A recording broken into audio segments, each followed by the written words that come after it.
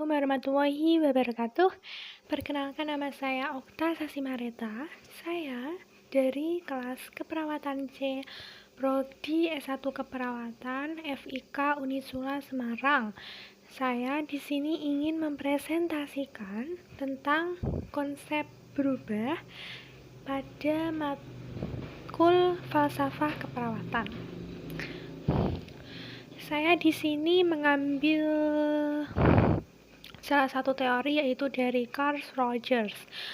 Biodata Carl Rogers lahir pada tanggal 8 Januari 1902 di Oak Park, Illinois, sebuah daerah pinggiran Chicago. Masuk psikologi klinis di Columbia University dan menerima gelar PhD tahun 1931.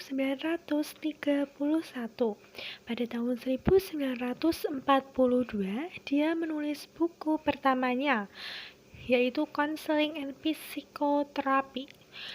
Pada tahun 1945, dia diundang untuk mendirikan pusat konseling di University of Chicago. Pada tahun 1946 sampai 1957, dia menjadi presiden The American Psychological Association, dan dia meninggal pada tahun 1987.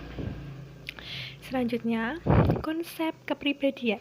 Konsep kepribadian dari Carl Rogers yang pertama, yaitu tingkah laku manusia hanya dapat dipahami dari bagaimana dia memandang realitas secara subjektif. Yang kedua, bahwa manusia mempunyai kemampuan untuk menentukan nasibnya sendiri. Yang ketiga, manusia itu bebas, rasional, utuh, mudah berubah, subjektif, heterostatis, dan sukar dipahami.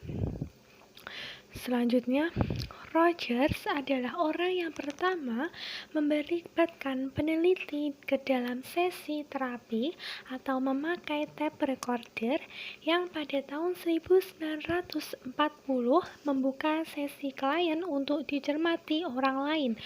Tekniknya mudah dipahami dan banyak bermanfaat bagi klien, sehingga tersebar luas di kalangan konselor pendidikan, konselor dan bimbingan, dan pekerja sosial.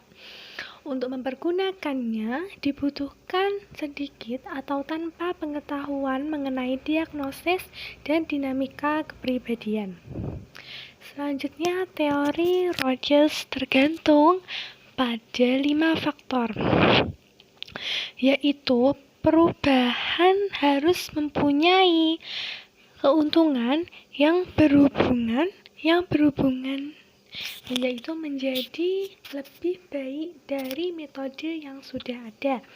Selanjutnya, perubahan harus sesuai dengan nilai-nilai yang ada atau tidak bertentangan antara satu dengan yang lain. Selanjutnya, kompleksitas.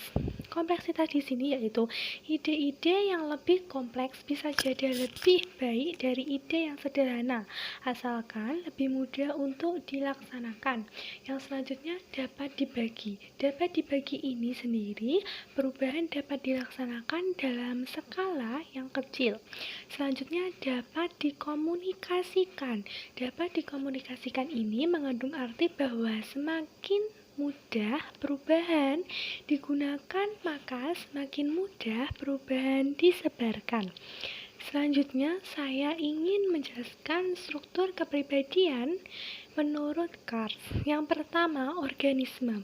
Organisme merupakan makhluk lengkap dengan fungsi fisik dan psikologisnya, tempat semua pengalaman dan segala sesuatu yang secara potensial terdapat dalam kesadaran setiap saat.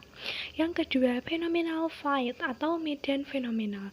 Medan fenomenal ini sendiri keseluruhan pengalaman, baik yang internal maupun eksternal, disadari maupun tidak disadari, antara lain pengalaman internal, persepsi mengenai diri sendiri, dan pengalaman eksternal, persepsi mengenai dunia luar, meliputi pengalaman yang disimpulkan atau diamati dan disusun dalam kaitannya dengan diri sendiri.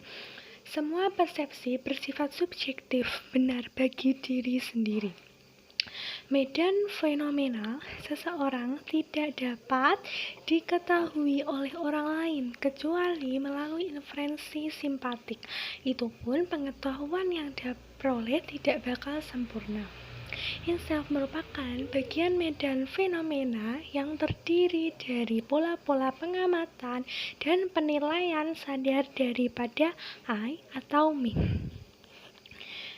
Sekian dari saya. Apabila ada sesuatu yang kurang jelas ataupun yang tidak Anda pahami atau Anda tidak dapat mengetahui apa itu konsep berubah, Anda bisa WA saya atau DM Instagram. Sekian dari saya. Wassalamualaikum warahmatullahi wabarakatuh.